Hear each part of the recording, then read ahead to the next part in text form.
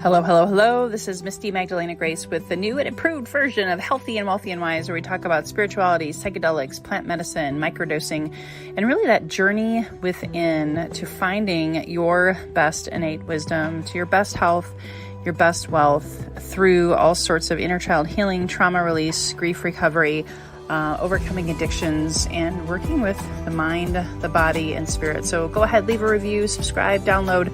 We look forward to your feedback. Thanks for tuning in today. Hey. Happy Friday the 13th, everyone. It is Friday the 13th. I had to make that announcement here just for fun. If you know me, I get into all sorts of holidays, and to me, this is like a holiday and not to be scared of. And here we are on an amazing third episode of the week. If you've been following me, Healthy and Wealthy and Wise has taken a different focus. If you've been following me for 5 years now, actually, this is our fifth annual suicide and now recovery awareness, and bringing it all about breaking the stigma around mental health and suicide and addiction, and to be able to help bring hope and healing. And this month we've had some amazing speakers so far. We're just getting warmed up. We're halfway through the month almost, and I'm super excited to be talking about community mental health care access and how we can improve that today with our guest, Marc Van Herr, all the way from Albuquerque, New Mexico, although we met in Minnesota. Yes, we We've did. known each other for a while, and you, last time you were on my show, you were living in Minnesota, and so it's kind of fun to stay in touch and see how you've evolved with your own journey, and still being here to support us on this podcast. So I'm grateful to have you back for a second time. And I'm just going to dive right in and allow you to share your story, and just to kind of set the stage, everyone. Marc has his own lived experience with mental health, and he's here to share that, but also to help talk about creating programs that can improve the access that people in our communities can have, because that is so important in this day and age. So, Marc, please take it away. Well, first of all, thank you, Maggie. I appreciate it a great deal. It's always wonderful to get to spend a little bit of time with you, and kudos to you. Congrats on the new venture that you have here, and I'm really excited for you with that. So, with that in mind, I thought it would make sense to start by sharing my story, so that you can understand why I have the passion that I have for mental health and improving the access and the quality of care and the experience that people have with it. You see, 22 years ago, a 4-year-old girl saved my life. I had written a suicide note, left it on the kitchen counter for my now ex-wife. I grabbed a knife from the butcher's block and the keys to my truck, and I drove to a deserted parking lot where I planned to end things. And as I was sitting there collecting what I thought were going to be my last thoughts, I began to think about my 4-year-old daughter and how what I was about to do, how it would impact her, how it would change the trajectory of her life. And in that moment, thankfully, I was able to find the strength to put the knife back down and go back home. But it would take another 2 years before I'd be properly diagnosed with bipolar disorder. Now, I've been on meds ever since, been normal, whatever your definition is of that. But unless you lived in my house, you didn't know. I didn't share it publicly. 20 years ago, the stigma surrounding mental health was very real. And we lived in a relatively small community of about 125,000. And it's one of those kinds of communities where everybody knows your business. We always called it the biggest small town in Minnesota. And so I didn't share it because I didn't want people to treat me differently. I didn't want it to affect career prospects. At the time, I was in a commission-based sales job, and I was worried, well, are people going to want to buy from a crazy guy? And those are all very real concerns. And so time went on. And then 9 years ago, well, about 9.5 years ago now, I was diagnosed with diabetes. And the next day I shared that on social media. I wanted to get ideas about nutrition and medication and exercise and recipes and whatnot. And I had this overwhelming avalanche of support. And it got me thinking, why did I share one diagnosis after 24 hours? But at the time, it had been a decade, I hadn't shared the other. Because when you think about them, at their core, and I know that there are differences, but at their core, they're really the same thing. They're both chemical imbalances in the body that require medication for it to function and operate properly. They just affect different parts of your body. And so that got me most of the way there to wanting to do something. Fast forward a couple months, it was back to school time. And at this point, I had 2 kiddos. And, if you've ever had kids and it's back to school time, you give them that back to school pep talk, right? You're going to do great. You're going to make so many new friends. You're going to have so much fun. And, don't worry what anybody else thinks or says or does. You just be you. Because if you don't live your life the way that you want to, it's no longer your life. And maybe I felt like a huge hypocrite. I'm like, how can I look my kids in the face and tell them, just be yourself, when I wasn't that way with my friends, my business associates, my neighbors. And so that's when I decided to take action. And 9 years ago, on September 3rd, I launched my nonprofit, the Beautiful Mind Project. And it was just a part-time passion project. That's how a lot of these things get started. I wanted to, help raise awareness about mental health, the importance of it. I wanted to put a face to mental health. That grew quickly into me doing some trainings at St. Cloud Area Chamber of Commerce and other groups in the community on mental health in the workplace. We started a college scholarship next. We gave away 6 college scholarships to high school seniors in our community. And then I had my first big idea. I was frustrated with the way that the mental health care system is treated and built so much differently than our physical healthcare system. And so I developed a program called Urgent Care for Mental Health. And so the idea is that we would be able to provide people with same or next day access to mental health care. So these aren't people who are in an active crisis. They need to be in a place that can handle that, whether that's, a hospital or, inpatient or whatever that is. But these are for folks who look, it's serious. They can't wait 6 weeks for an appointment with the regular physician or the regular psychiatrist. But, and they're not going to harm themselves now, but it might not take a whole lot else to put them over the edge.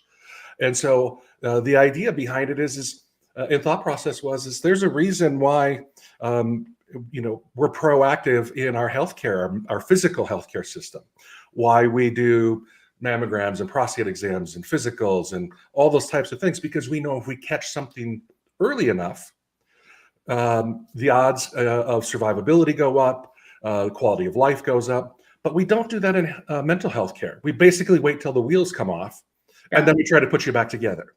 And to me, that just seemed really silly. The analogy that we used with it a lot of times is actually a quote by Bishop Desmond Tutu, which is, we need to stop pulling people out of the river and go upstream and finding out why they're falling in.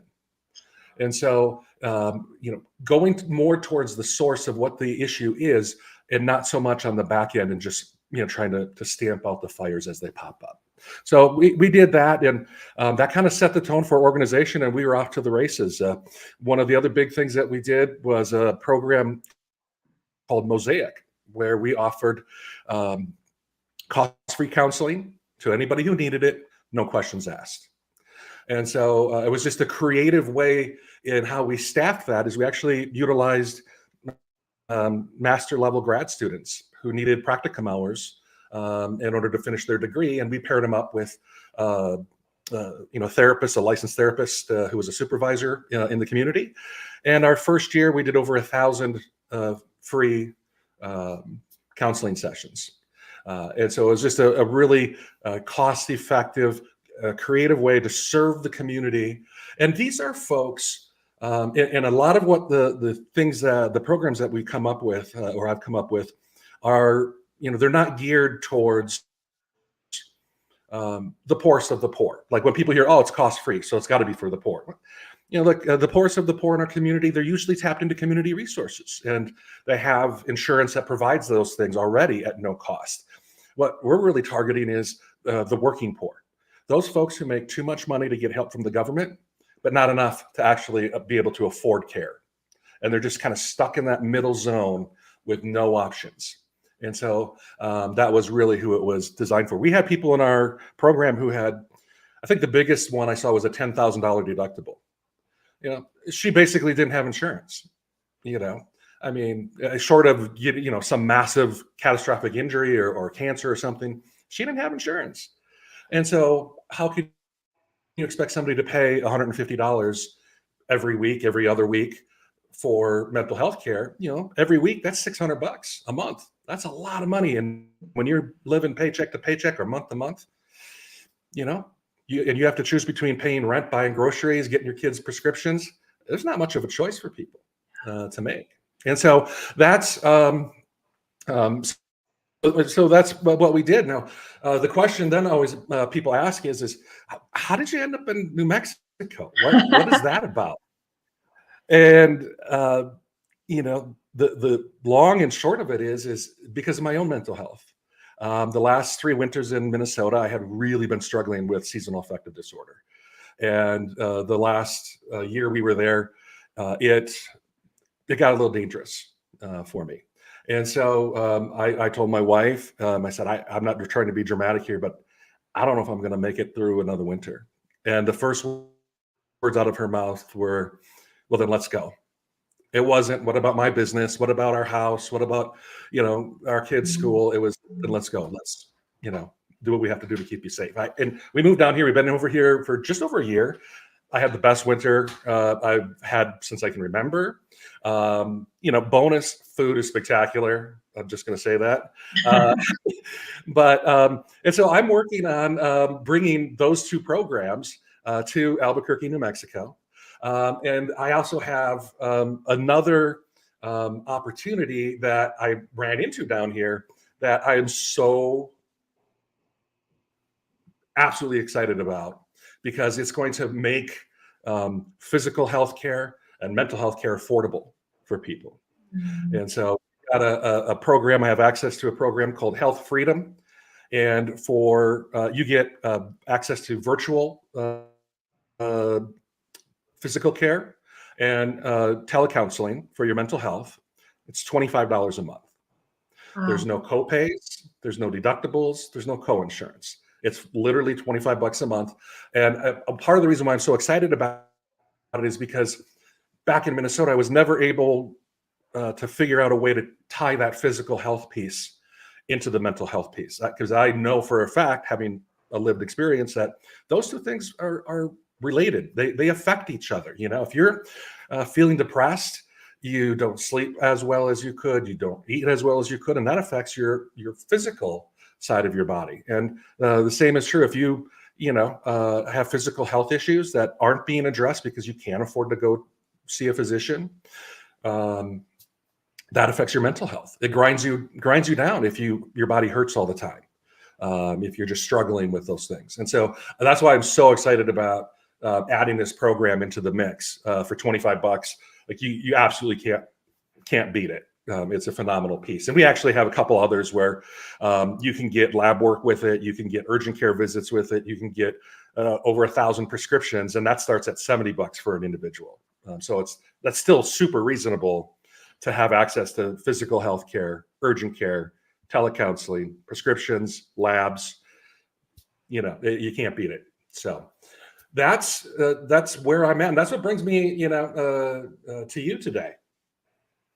I love it. Thank you for all of that. Such an inspiration. You really took your pain and turned it into your passion, and to be able to have those realizations and to share them so authentically, it says a lot about your journey and how much you've grown. Because I do know the stigma is real. And even I was a, closet alcoholic, ashamed of so many things and wanting to die. And most people would have never known it, because we can be really good at putting these masks on, and you're absolutely right. You know, we specialize in what we call mind, body, spirit medicine, and how we are all connected inside of our being, and yet, I'm going to ask you this question because I sort of wrestle with this. When do you think this mental health stigma really started? You know, because I know for me, just to give you an example, like I grew up having known that my mom was suicidal. She was a schizophrenic, and just from in utero, I carried this scarlet letter of shame, guilt. We're not going to talk about it, you know. And that was, I was born in the 70s, but I know that it had to have started way back. Do you have any thoughts about that? Yeah, I mean, it's been around for quite some time, and so much of it is due to misinformation that is out there.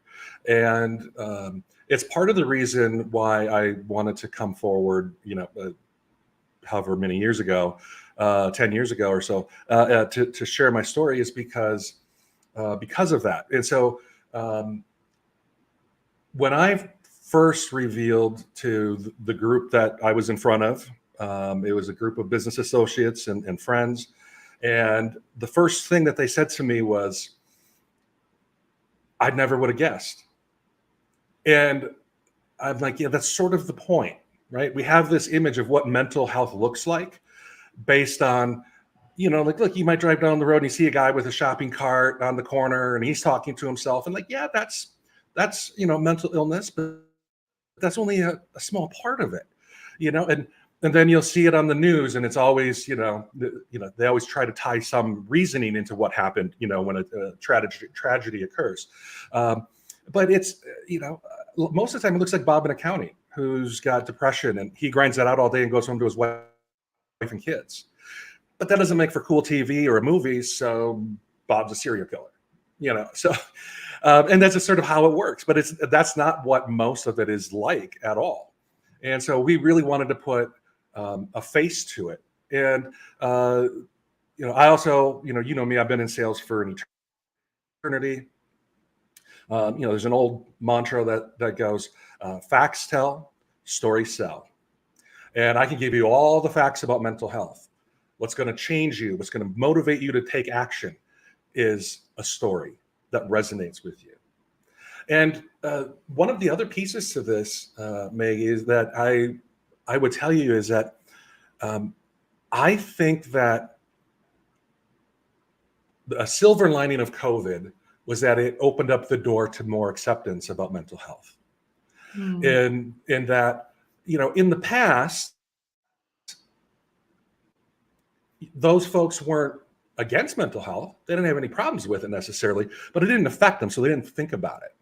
And the analogy I'll give you is I served on a board that served the community, served those who are differently abled in the community. Like, I'm not differently abled. I don't have anybody in my life that is, and so like I never really gave it a thought until you start talking with folks and you're like, oh my gosh, yeah, I guess I didn't even realize that. And so it just sort of like it opens up your eyes a little bit to it. So, and in a way, part of what my fear is, we've almost done too good of a job eliminating the stigma with mental health and making it okay for people to go and ask for help, because there's just not enough therapists. Therapists are least. I think the last number I saw, and this may be a year old or so don't hold me to it, but it's something like 15 to 9. 15 therapists leave for every 9 that join the ranks. And so the opportunities are getting smaller and smaller. And so we need to be more creative in how we address our mental health. We need to be more proactive and make it part of our everyday health care routine. Not, oh, here's this healthcare routine for my body and this one for my mind. No, they're just one routine. And so we need to manage ourselves better and be more proactive in that. And for me, because I also think one of the questions I would get a lot would people would ask me, like, what is the best form of suicide prevention? And it's a great question, and I wish there were an easy answer. But I think my answer is going to be remarkably different than most that you'll hear out there. Hey, 800 numbers are great. They've got a place. There's a variety of different programs and whatnot, but I can tell you firsthand from experience that if you can have two things in your life, they're going to be the best forms of suicide prevention. And one is that you have hope. Whatever that looks like for you, that you have some form of hope, whether it's, hey, we're saving for a house, or we're saving for a trip, or the kids' college, or whatever. But you have hope. And the other piece is that you have a sense of community, that you feel like you belong to something, and that can be any number of things. It could be a church. It could be a group of friends. It could it doesn't really matter. It could be your softball league or what. But you have that community. If you have those two things, a sense of hope and a sense of community, you're going to be doing pretty good. I'm not saying it's foolproof, but I think that's a hell of a start, and it's something we all can do. I love that. Yeah, it's lower hanging fruit for sure. And I know for me, I can speak to that in my own journey, having hope. There's a quote, I'm going to throw it up here. I think you know this. This is the quote of our new foundation that you've been advising me on. Just so you guys know, Mark has been helping me. And behind the scenes as a mentor and a friend, Mark Twain said, the two most important days in your life are the day you were born and the day you find out why. For me, that gave me hope when I really, really leaned into, why am I here? What am I on this planet to do? And that gave me like a little fire inside of my heart and maybe under my ass to get me going into wanting to serve and support people at a deeper level. And then, finding a spiritual community for me has been transcendent. So I appreciate you sharing that. And you talk about community. So I do want to get any wisdom that you have, whether you want to talk about where do you see right now as the biggest opportunity for growth when it comes to community mental health care if people don't have access to what you're talking about? That is a tough one out there. I will say this, that there are so often, I had my nonprofit, the Beautiful Mind Project, but look, I wasn't by far the only nonprofit who was working on mental health in our community. There was probably at least a half dozen other ones at a minimum. And, they all had their own niches, right? Everybody kind of like, I want to work with, suicide survivors. I want to work with, families or whatever the case may be. Right. And so I'm going to guess that if I took a day, I could probably find 10 or 15 organizations in San Diego. None quite like the one that are coming forward with you, of course, but there's a lot of those places where it's no cost, it's low cost. And sometimes it's even just, places that will be able to provide you with direction, right? Like maybe it isn't something that's free, but it's the not knowing. It's the not even, I don't even know where to go for this. But they can get you in that direction. That's really important. That actually is with our Mosaic program that I mentioned before, which is the cost-free counseling. We called it Mosaic because it wasn't just about the mental health. There were other pieces to the mental health puzzle, like a mosaic piece of art. And they tended to fall into the categories of housing insecurity, food insecurity, transportation, childcare, legal issues. If you're, struggling because your landlord is, not upholding their end of the deal and you don't know where to go for resources, like that weighs on you. That's can affect your mental health. So, it's not like mental health direct, but it weighs on you. If, some of the things that we have provided in the past is like we do budgeting 101. If you can get your arms around your budget and, you have a strategy and a plan, that can reduce your stress, that can reduce your anxiety. And you think about how that rolls downhill.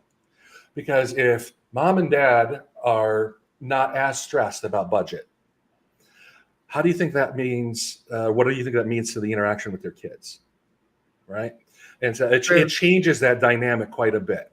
And how that child then interacts with their classmates and all of those types of things. So it's those types of things that sometimes people just need to be pointed in the right direction with things, and they don't know what they don't know, unfortunately. Yeah, because usually the stress response, I talk a lot about trauma responses, and Yeah. we've had different guests. When you're in fight or flight, freeze, or fawn, your conscious mind can't see the forest for the trees because you're driven by the fear, the anxiety, the stress, and then you might make more other choices like drinking or smoking or isolation, which is a huge one. I just talked to a client today about feeling lonely, loneliness and wanting to isolate from others because you just don't feel wanted, accepted, appreciated, or a part of, something greater than yourself. And those end up turning into, and can be, but they often turn into a bit of a spiral. No matter which one of those, it's alcohol, drugs, isolation, like you just start to circle downward, Well, and one thing I'll say this, when I look back on my own journey, when I had postpartum depression, and that was actually around the same time Facebook started. And in theory, I thought Facebook was like a sense of community, right? And then before you know it, then comparison sets in, and then you get into Facebook groups. And then I was getting addicted to Facebook Messenger and always had my notifications on. And so I had what I called a false sense of community. And so then as extroverted as I was, and you knew me, I just wanted to go home, close the garage door, and just isolate. And so there's that sense that I don't know if you can speak to that for your own experience, that a lot of times people will think they have community on Facebook or social media, but it's not the same as being face to face, holding someone's hand, being in prayer, being in meditation, being in a group kind of like space. Facebook has a place, but especially in an election year, it turns insanely toxic, absolutely insanely toxic. And so in the last year, I've used Facebook sparingly. There's some business things you just sort of have to do, but on a personal level, I don't really engage anymore because it just was dragging my mental health down. And it's because nobody has anything positive to say. It doesn't matter what it is. Oh, the city's fixing a road, and there's a complaints, or a business closed down. Oh, there's more complaints. Really, can we just, I'd rather associate with people who are going to lift me up, who are going to fill my cup, because I hope I'm doing that for them, and I can't do that if I'm just getting mentally dragged every night, doom scrolling through Facebook. Yeah. So that was also kind of like an indirect PSA. If you're watching, and the joke's on me because I know I'm live streaming on Facebook and LinkedIn, and YouTube. I didn't say never use it. I just said use it judiciously. Yes. So part of this is to help bring awareness and to help have conversations. And I always find it funny when I find like the perfect thing that I watch that does lift my spirits. And we're hoping if you're watching this, you're getting value, the light bulb's coming on. When in doubt, reach out. When in doubt, ask for help. And I think part of why I call this Healthy and Wealthy and Wise is there can be a lot of health challenges. There can be a lot of financial challenges, like we've already talked about, that people don't want to talk about because they look less than or not good enough or not smart, and we judge ourselves as humans. Oh my gosh, I know I've been so hard on myself for not doing the right thing or not knowing how to do the right thing. And budgeting 101, when you said that, I'm like, holy crap, how many people do I know? Like, of the 12 friends that committed suicide, I know at least 4 of them were financial related. And they were men who were supposed to provide for the family and all of these, personas that we have in our head from, our families of origin and society. And oh my gosh, how many children did they leave behind now that can't be provided for, because they took their own life when it came down to they only saw themselves as value related to how much money they made. Mm-hmm. Yeah. And one of the things we haven't even touched on is the stigma varies within different cultures. that's one of the things I really have been made aware of, having moved to New Mexico, where about half the population is Hispanic, and it's deeply ingrained. Like, that's not what we do. We don't do those things. And so it's like, well, how creative can you get with the program if they won't use it? Right. And so, like, how do you try to change those cultural stigmas? And that is a massive project, and I haven't figured that out yet. So Yeah, some paradigm shifts there have got to mhm. possibly take place. Was there anything else that is on your heart that we maybe haven't touched on when it comes to community healthcare, mental health, recovery, anything, any tips, tricks? Um, you know what because I've been doing this for a long time. I do a ton of public speaking, and I kind of get the same sort of questions. I'll have people reach out to me privately, and one of the biggest questions that people will often ask me is how do you manage your mental health? And it's a really great question, because, like, yeah, like, look, I got help, but, like, I still got to, like, my disorder is a lifelong disorder. It doesn't go away after a few months, and I'm all better. Like, it can rear its head at any time. So how do you manage that? And so kind of the two things that I tell people that they uh, should really try to do. One is find an anchor in your life, Mm, and that can be a spouse, a parent, a friend, whatever, doesn't matter, sibling. But that person who knows you really well, can recognize the smallest changes in you, and has permission to call you on your BS. Like, mm. hey, Maggie, you know what? You've been kind of a jerk today. Is everything okay? Right. And so, having that, though, for me, it's my wife. And so she can be like, dude, you know, I don't deserve to be talked to that way, or what. Like, she'll call me out if I'm getting short or snippy or whatever. And I'm like, okay, I got to reel it in. The other thing that I would tell you is that we do something at our house that I've not heard it out there before, but we use a number system.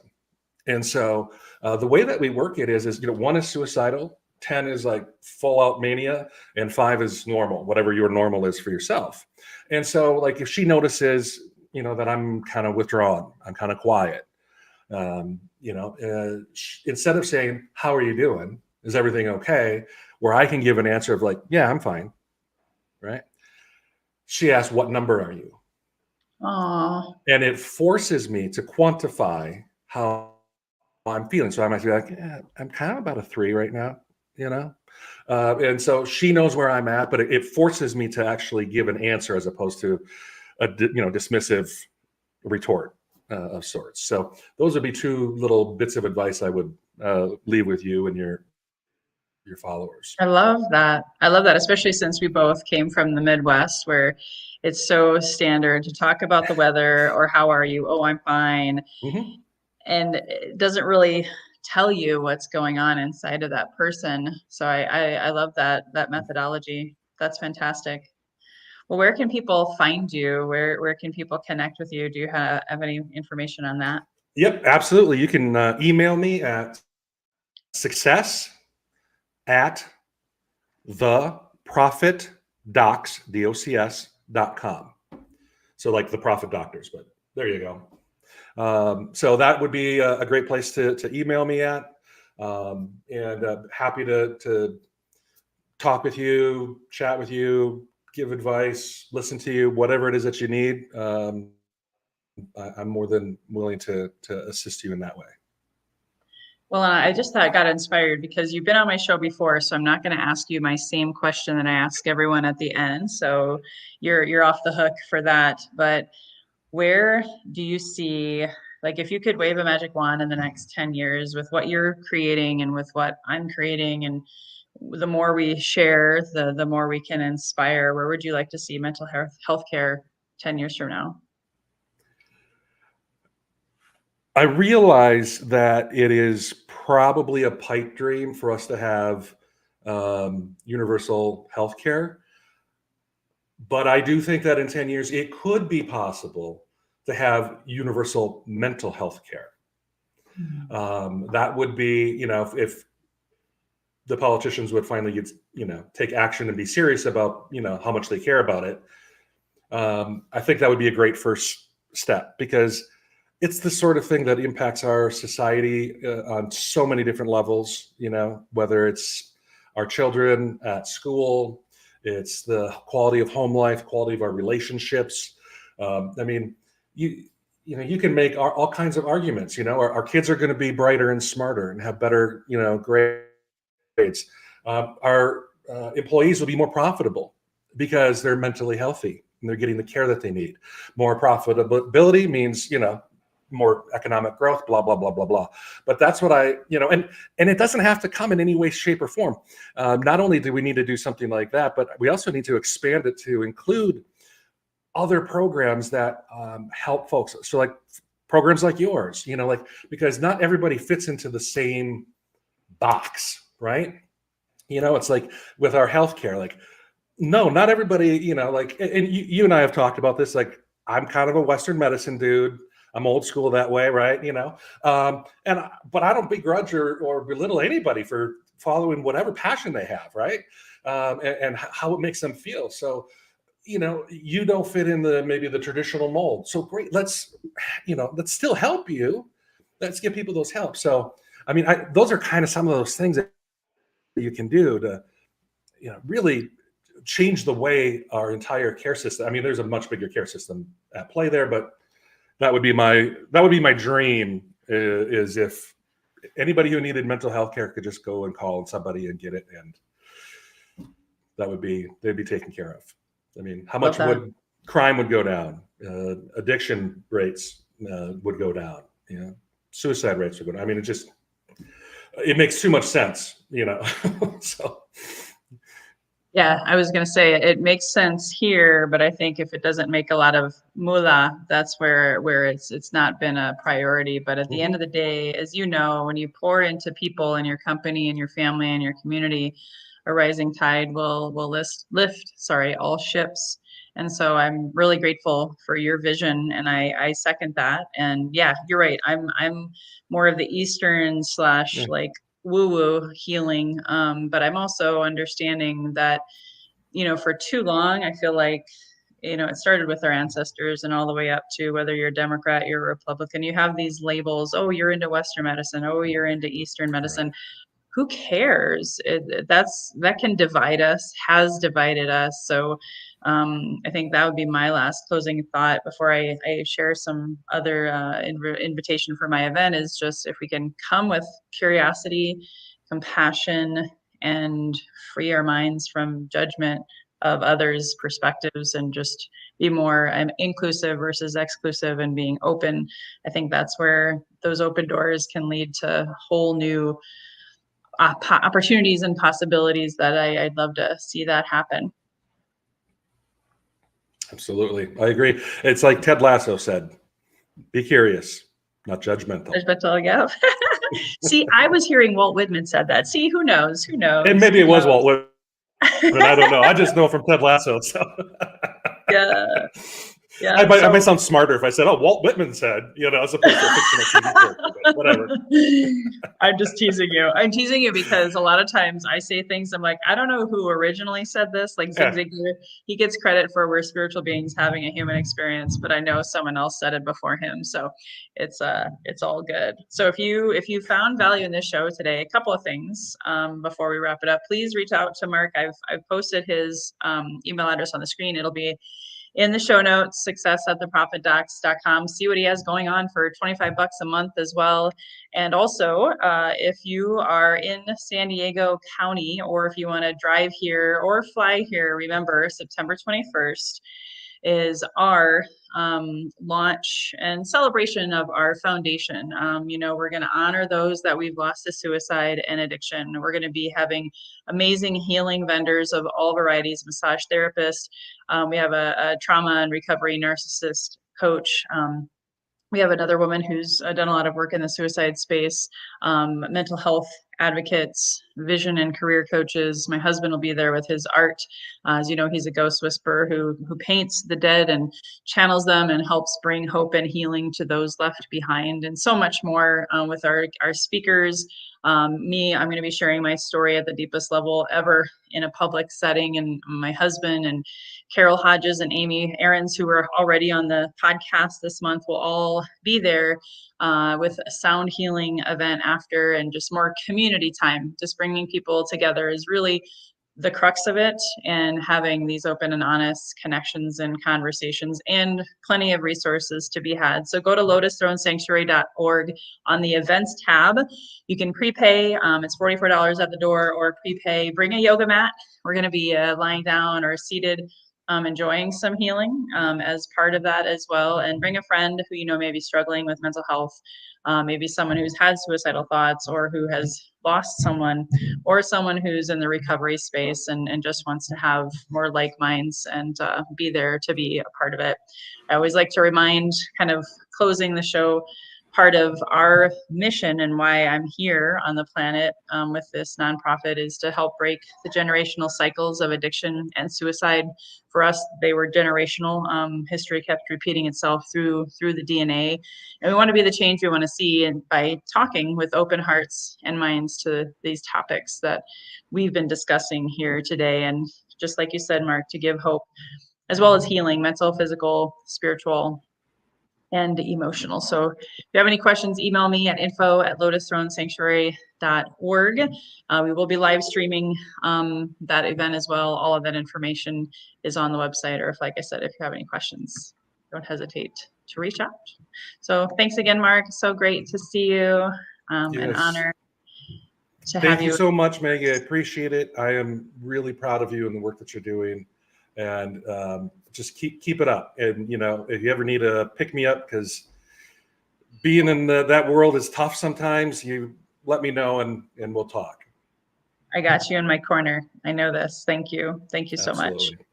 So if you saw value, one final thought, please hit the share button. Sharing is caring. In this case, because of what we talked about today and this month, you could save a life. You can open a mind and a heart, and maybe inspire you to have a conversation with that person that you know may be struggling. So until next time, here's to your best health, your best wealth, by trusting your best wisdom within.